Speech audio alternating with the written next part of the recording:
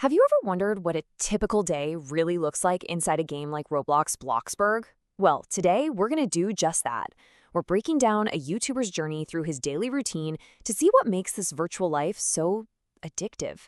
We'll look at the rituals, the work, and what the creator himself is thinking through it all.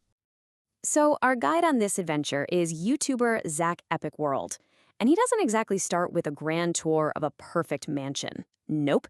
He kicks things off by calling his own house a crappy piece of junk. Right away, you know this is going to be an honest, unfiltered look at the game, not some polished highlight reel.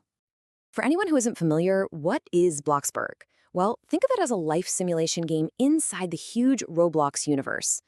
It's basically a digital city where you can build your dream house, get a job, manage your needs, and just hang out with other players. It's kind of like a Second Life, but made of pixels. So how does a day in this virtual world even start? You might be surprised to hear that it's a lot like our own.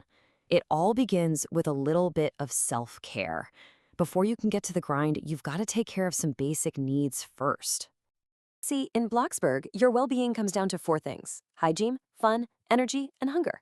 They call these your moods. And the first task of every single day is to get all of them maxed out. I mean, it makes sense, right? A happy avatar is a productive avatar. And it's pretty interesting how the game turns these everyday chores into a strategy. The player just goes right down the checklist, hop in the shower for hygiene, play some computer games for fun, take a quick nap for energy, and grab a bite to eat for hunger. It's the classic morning routine, but totally gamified. And I love this little moment here. As he's boosting his hunger stat, he points out that the in-game fruit snacks are, in his words, an obvious parody of a real brand. It's these tiny details, right? These little connections to the real world that make the game feel so familiar. All right, mood meters are full. The morning routine is officially done. Now it's time for the main event, the daily grind. And for our guy, that means one thing and one thing only: delivering pizzas. Now, if you're not a gamer, the term grind might be new to you. It's basically just doing the same task over and over and over again to get a reward. And in Bloxburg, that reward is, you guessed it, cold, hard, digital cash. The mission here is crystal clear. Make money. Lots of it. And he's picked the pizza delivery job for a very simple reason.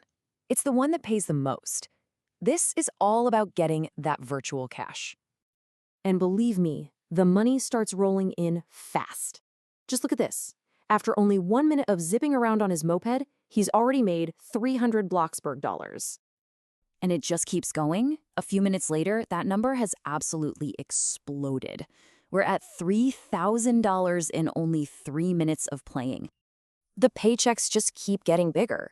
By the 4-minute mark, he's blown past $5,000. The efficiency of this whole operation is just wow. So when he finally decides to call it a day, after just 10 minutes, his grand total is a whopping $16,000. That is a serious payday for what was basically a coffee break. And of course, he can't help but compare this to the real world. He points out that in a real job, he might make, $20 an hour. But in Bloxburg, he's making way more than that every single minute. It really shows you the appeal of these games and their super fast reward systems. But the grind isn't just about the money, It's also about the weird little world you're in. The player gets a good laugh at the game's characters, finding it totally bizarre that someone would go all the way to an amusement park just to order a pizza. It's these little comments that really let his personality shine through. But that gets you thinking, right? While he's totally absorbed in this Bloxburg grind, there's another whole layer to what's going on. He's not just playing a game, he's making a video for an audience. And that changes everything. So let's pull back the curtain a bit and talk about what the creator himself is saying about making this video. This is where it gets really meta. While he's driving his little moped around, he's also talking about his very real-world anxieties.